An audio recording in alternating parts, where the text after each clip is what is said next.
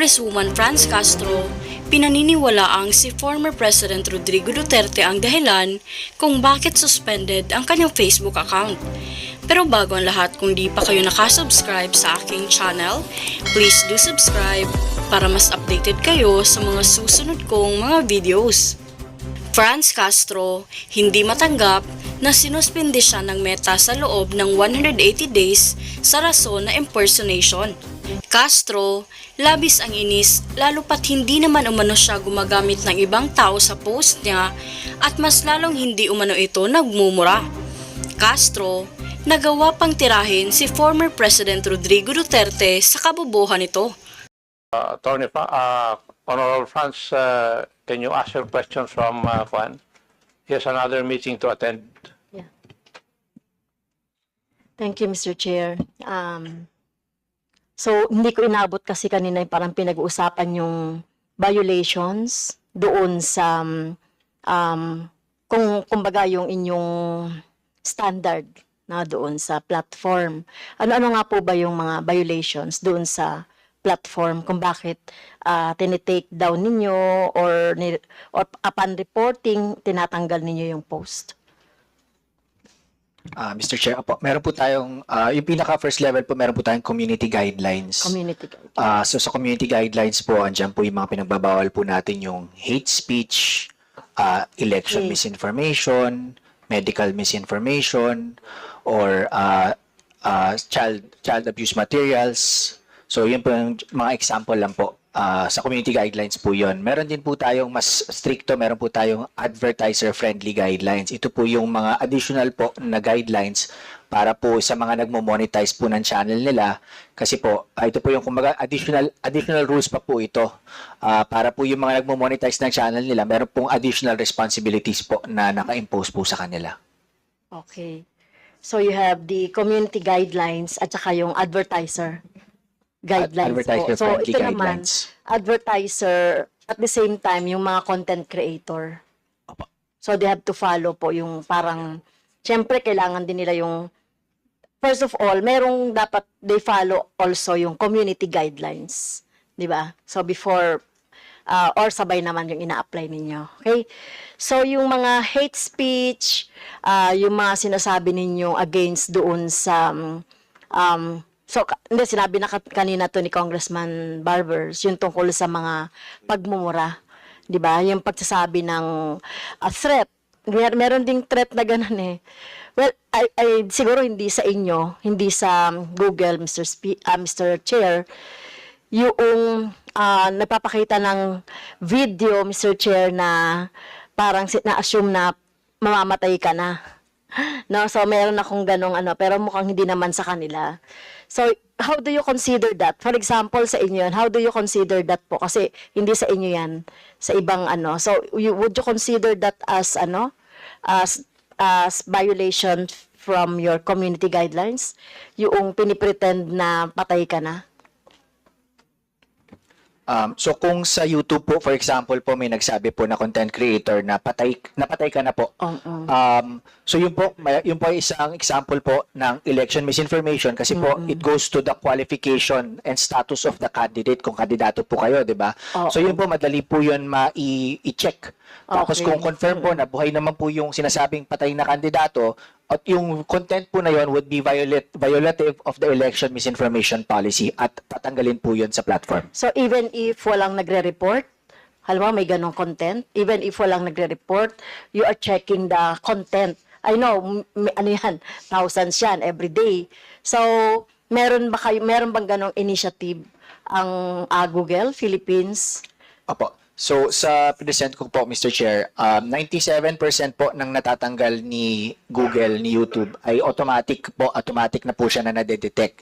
Meron po tayong 2% na galing po sa mga nagre-report. So, kung makikita nyo po, karamihan po, over yung malaking numero po, ay automatic na pong nadedetect. Pero, may mga kinds of violations po na yun po yung talagang kailangan may nagre-report po na user. So yun sa numero po ni Google, 2% po yung user reported. Okay.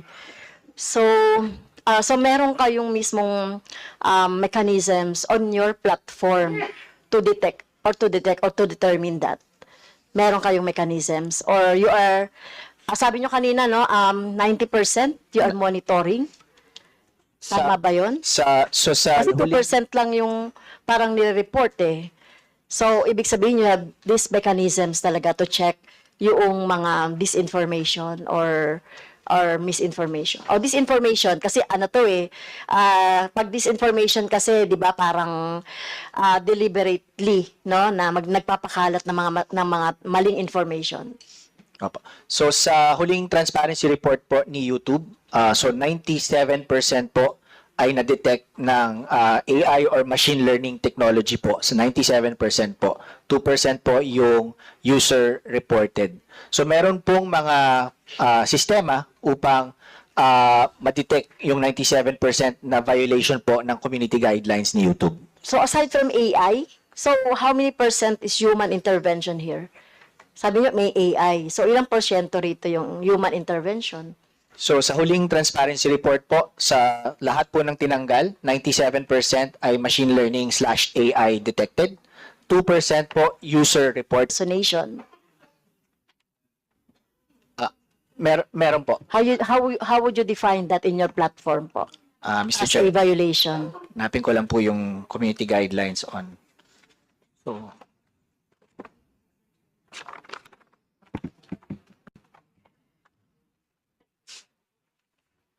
So sa definition, Mr. Chair, dun sa Google, no, it is an act attempting to deceive someone by pretending that you are not or that you are another person or false representation by one person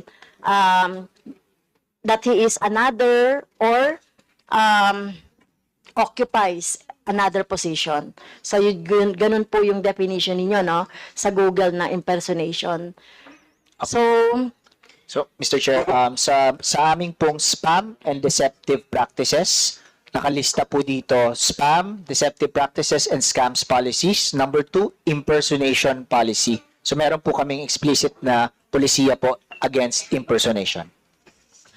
okay, paano nyo po nadidetermine na merong violation on impersonation? So ito ba using lang yung mga trolls na nagre-report ng sabay-sabay o nag-i-inform sa inyo na sabay-sabay? Kasi ganyan po yung experience na hindi naman kayo no. Kaya Mr. Chair, sa Facebook kasi ito eh, tsaka sa Meta. Kaya gusto kong nandito sana yung Facebook and Meta kasi Mr. Chair, 180 days suspended yung aking Facebook account ng Meta dahil sa impersonation.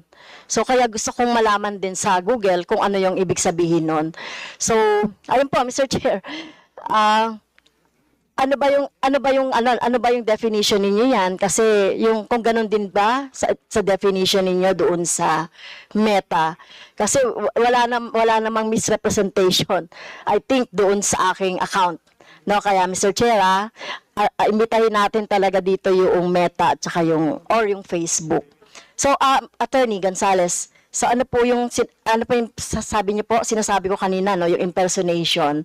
On your platform, how would you define that po? Mr. Chair, ito po, basahin ko po yung impersonation policy, Mr. Chair. Content intended to impersonate a person or channel is not allowed on YouTube. YouTube also enforces trademark holder rights. When a channel or content in the channel causes confusion about the source of goods and services advertised, it may not be allowed. So, meron po mga example po. Okay, can you give us some? Don't post content on YouTube if it fits any of the descriptions noted below.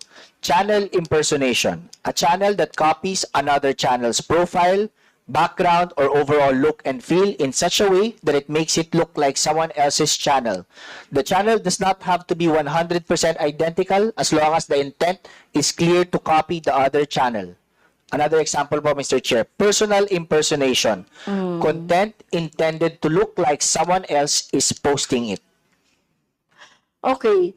So, ako kasi tingin ko wala akong binabiolate doon sa ganyang definition nyo at kahit na definition in general. So dahil sinasabi niya Mr. Chair na dinidetermine ito ng AI, yung impersonation, di ba kasama yan doon? So kapag merong nag-mass report niyan o mga troll farms na nag-mass report yan, automatic ba tinatanggal niyo yung channel? Or do you still have to investigate? Opo, Mr. Chair, so klaruin ko lang po, sa YouTube po, hindi po factor yung dami po ng nagre-report. Kahit isang tao lang po mag-report, mare-review po yung content. And then to your question po, kung automatic po bang tinatanggal, for certain types of content, kunyari po, child sexual abuse content, automatic na po tatanggalin nyo. Hindi na po kailangan na may mag-usap-usapan pa po doon. Pero meron po tayo, Doon na lang tayo sa impersonation. yung po sa mga ganyan po, sa mga ganyan pong impersonation, dahil napaka-importante po dyan yung konteksto, napaka-importante po dyan yung history, Yeah, napaka-importante po dyan yung, is it satire, is it, yung mga ganun po. So, in higher likelihood po, yan po yung merong human intervention na kailangan pong reviewin at pag-usapan. Dahil nga po, pagdating sa impersonation, meron You pong have clear proof. cut, meron pong kailangan ng konteksto po. Okay.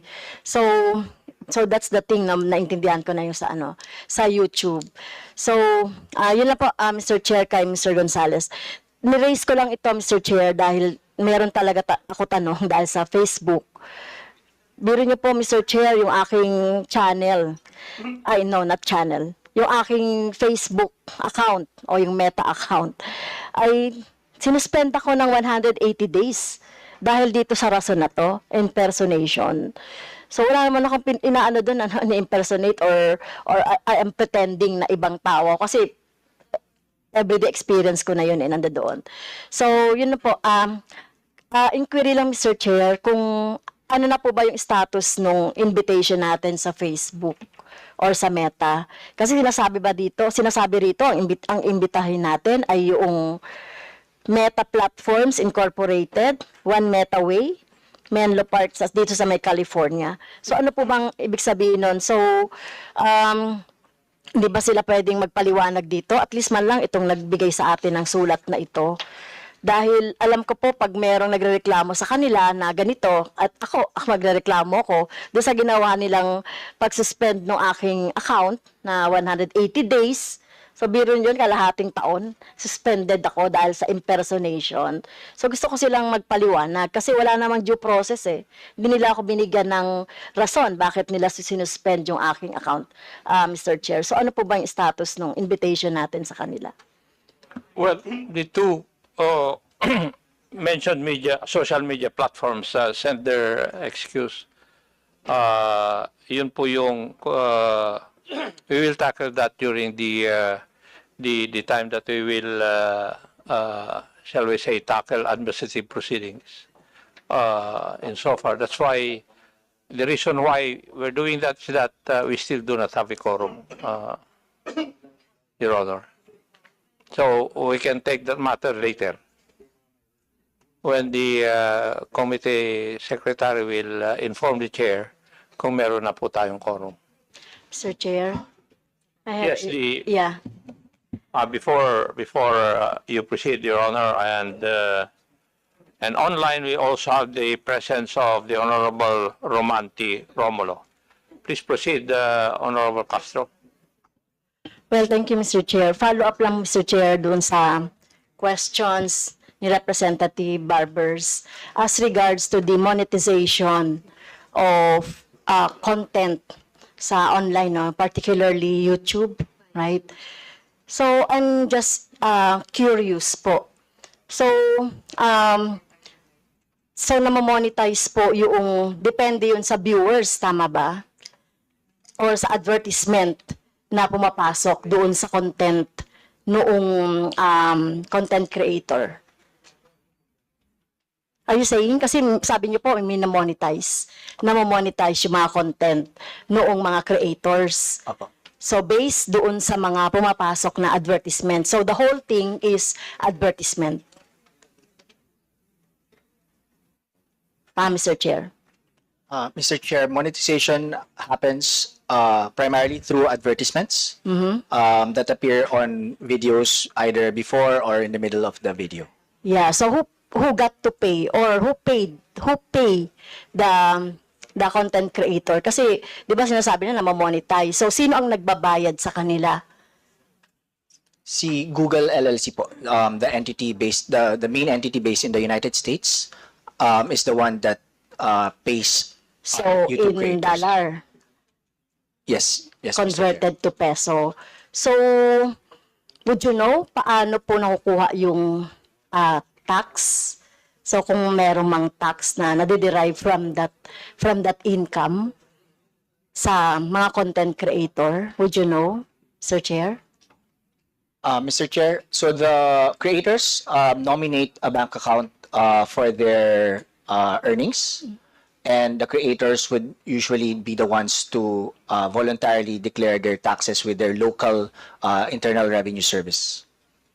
So lahat po ng nababayarang mga content creator, are you monitoring din po kung they are paying taxes to our government? Mr. Chair, on the part of YouTube, we do not, and we believe that the local Internal Revenue Service are the ones who are monitoring that. So do we have, Mr. Chair, invited guests from the BIR or resource person from the BIR, Mr. Chair? We have, Your Honor. So may I ask the BIR, how do you monitor po yung mga income, mga taxes derived from the income generated by the content creator, Mr. Chair? Thank you, Mr. Chair.